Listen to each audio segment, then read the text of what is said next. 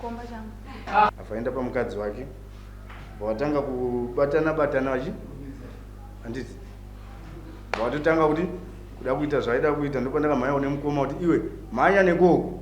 Wautojirwa munda nembongo akati machi. Nyama. Anditi. Uyu ndo paakamhanya. Ndo paakanosangana nezvipi neizvozvo uye abva atiza. Atiza ndo paakamhanya achiya kupi kuno kwaChakonda. Kupfeka kwa ava anditi kupfeka kwawo manje ava akakwiridzirwa chi munoiziva inonzi dog style anditi ndo yakanga yapapi yaipa manzwisisi saka ndo pandakamhanya kudedza mukoma kuti imi mhanya izvi ndakasvika uyu akararisa mukadzi wangu neduri uyu akaita zvokurariswa kubatiswa padombo so uyu akavhura zipi ava vakapiswa mapenda avo akasvika umu saka time yandakavamhanyisa ava ndikati ndabasa navo vakatadza kutiza nekuti mapenda anga akabata makumbo ndibva ndavasaidzira ndibva ndatanga kuti analisa uyu. Welcome to Chirima Lab Chemicals, your premier laboratory suppliers supporting STEM excellence in Zimbabwe. We specialize in a wide range of chemicals and apparatus, providing everything you need for reliable scientific work. As specialized sulfuric acid laboratory suppliers, we ensure the highest standards of safety and quality.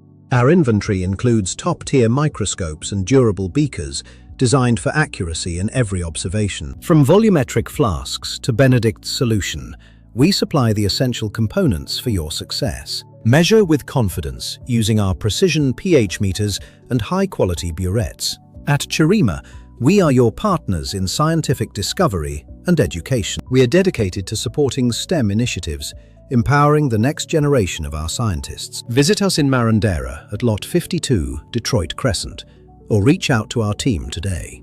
Connect with Chirima Lab Chemicals. Quality supplies, expert service. Your science, our priority.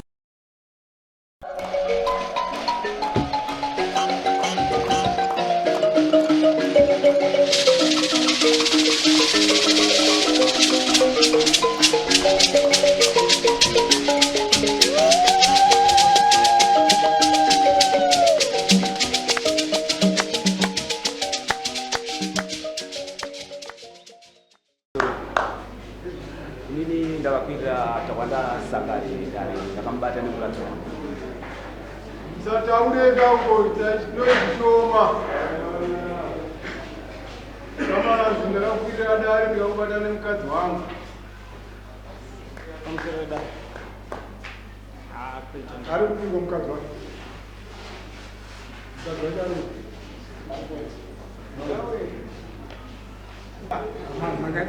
Magadi aman.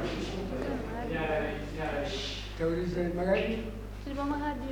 Silva Makar Pakistan Vanilla Vandi. Uchi change. Komba changu.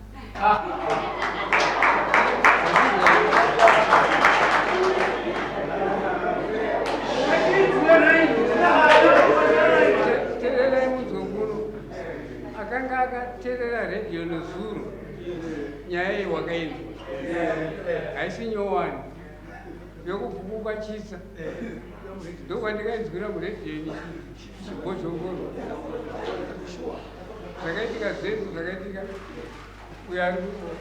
iwo wati hausimudzira zvanzi nomukadzi chikomba chake uramba basa Nogamuchira sekudaro.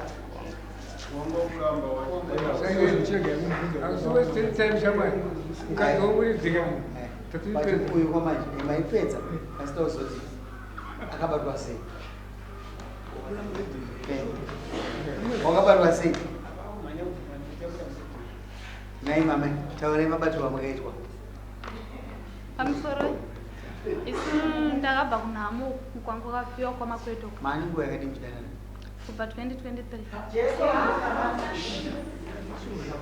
Sure. Marara mwezi ganga. Asitati arati. Asi mukudanana chiti. 2023 mukudanana chiti. Nemukadzi womunhu asiri musikana. Alright. Makabatwa sei?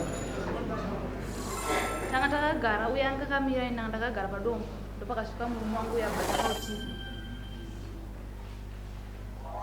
Chete. Maagara padombo. mukombo. Akakuona njani? Ndakazongona murume wangu asvika ndauziva kuti akudzwana nokuti Lai mama kuti mukombo. Makanga baba kuna kumkumu maite mesaka uno. ndandendoona mabi yangu.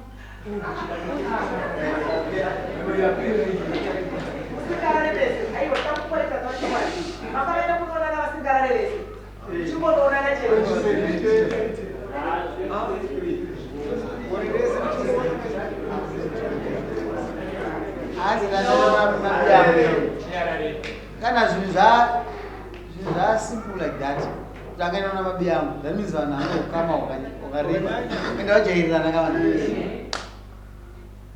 Mazvinhu kana iye. Muere kuri. Moyo. Mukadzi wenyu. Musikana mukadzi wenyu ari kuti. Unonzi mai? Ha? Wangu ndinaye. Ari muno. Uyu chimbosumuka munosaina pano.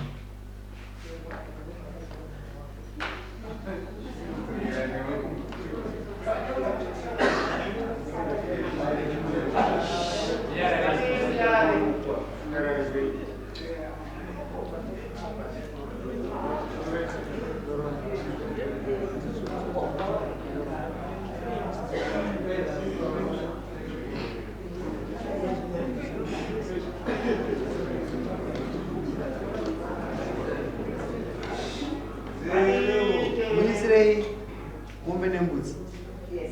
Mukadzi. Takaregedza zvidai so tinyangara.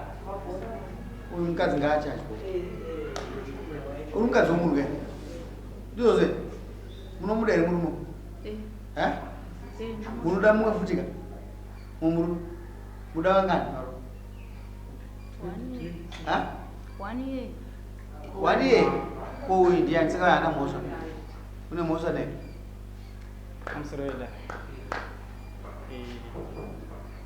Ike zvino zvindakugamuchira zvese zvavakutaura. Asi zvinhu zvinde zvekunyika chakare. Mama muteta muchajai. Mombe dzako 4. 1, 2, 3, 4. Asi mombe dzako 4. Ini ndachaja ava ndo vakuchaja. Enda unosaida.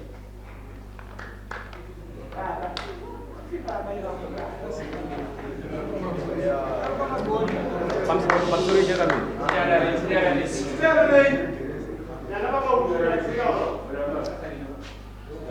Iwe ni witness kayo. Iri kupi witness yako?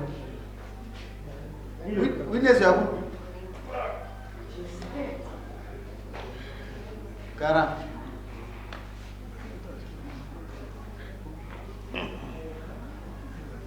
Mukamuona achitei?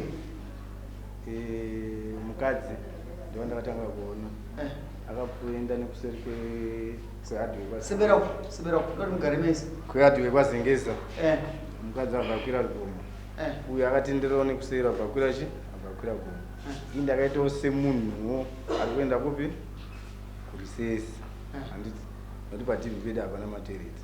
Asi chinangwa changu chachiri chekuda kuona nokuti nyaya yakanga iripo. Ndane nguva ndakatatu one time ndichivatonganisa avo. Uyu akatomboda kuburisa banga achida kubaya upi? Achiti zvadhakwa. Handiti audzwa nauyu kuti unyenga mukadzi wangu. Handiti saka inini semunhu aitiswa mahombwe aya ndakati ndoda kuzvionera ndega kuzoitira mangwana takutogadzirisa kuti nyaya ndavaona ava. Uyu akanga ari pavari padombo. Handiti uyu akasumuka. Ini ndakanyepera kunge sendiri kutobvisawo tirauzi ndichidzikira ndichiti pamwoyo adini andiona. Asi uyu anoita sei? Hana undiona. Abva atena papi? Vandaona t-shirt yake black yanga akapfeka ina V orange. Handiti afaenda pamukadzi wake. Watanga kubatana handiti watotanga kuti kuda kuita zvaida kuita ndopandaka mhanya une mukoma kuti iwe mhanya nekoko wautodyirwa munda nembongo akarima nyama. Handiti uyu ndopakamhanya ndopakanosangana nezvipi neizvozvo. Uyu abva atiza ndopaakamhanya achiuya kupi kuno kwachakonda. Panini kupfeka kwaava. Handiti kupfeka kwavo manje ava akakwiridzirwa munoiziva inonzi dog style. Handiti ndo yakanga yapapi yaipa manzwisisi. saka ndopa ndakamhanya kudedza mukoma kuti imi mhanya izvezvi so zvatodini zvatotanga ava vakaswana saizvipi saizvo uye abva atiza makaona chiteyo handiti ndakasvika uyu akararisa mukadzi wangu nedumbu akaita zvokurariswa kubatiswa padombo so uyu atitu akavhura zipi ava vakapiswa mapenda avo akasvika umu saka taime ndakavamhanyisa ava ndikati ndabasa navo vakatadza kutiza nekuti mapenda anga akabata makumbo ndobva ndavasaidzira ndobva ndatanga kuti ananisa uyu saka pandaita ndanisa uyu ndobva ndahakwa gumbo newaya ndobva ndadonha ndobva aramba achienda paakatenderera gomo achisvika kumba kwake vangu vari kunhamo bhozi pandikamutanza ndabva ndadarikira vangu vari kunhamo vakoma vangu ini ndobva ndasvika ndikati ndo zvaita se zvaitika vanhu vese vatanga kuita se tera vachimhanya bva vachida kuenda nobata kuti kouri kuitirei huniyo vakasvika kumba kwake asisiko pavakamuona akutomhanya kuroti kunokwira mota ndobvatiza ndobva vauya kuno kumanheru kwacho ndobva adzokana nanapurochi hameno nyaya yakasikovaudza anapurochi ndobva asikusangana nemukoma uchirai batini ndopa akatanga kutsanangurirwa nyaya yacho uyu ndopa akazonzi napurochi kuenda uchinishandisa uchiita zvinhu zvakapusa kudai hauzivi here kuti anasekuru vanga vari kuitire chi hunhu wakadaro akatosvika kwasabhuku sabhuku akatomubvunza kuti iwe uri kuzvifambisa sei anapurochi futi vakamuteera kuti kwasabhuku iyeyi But my time, mamisa mombe 4. Anu bata zai mswa 8. Mombe mbili mswa 8. Kwa jamba kwa 2 months. Bata zimechuza sana. Wapi mswa 8 watu mngwa wele mombe. Wapi mkazi wani. Unawakazi wanga ndiyo. Ewan. Unawatoa mombe.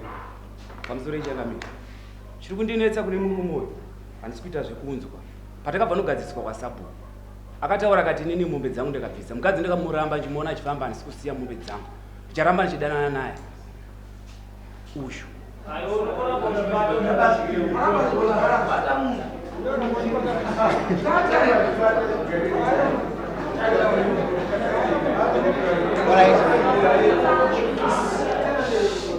makataura taura kunyarara iyi nyaya iyi maona tiri kuramba chiibata tinoda kuti vanhu vasitsika yakaipa inopa kuti ine mafuva vanhu vasina vanhu vasi kuudzo iye haina kunaka saka mukaona tichiramba tichikuonera so hazvide kuti wauchizira tikufanana nefo takagara panapa tochitorwadziwa kuti naye murora kwakuzvitireko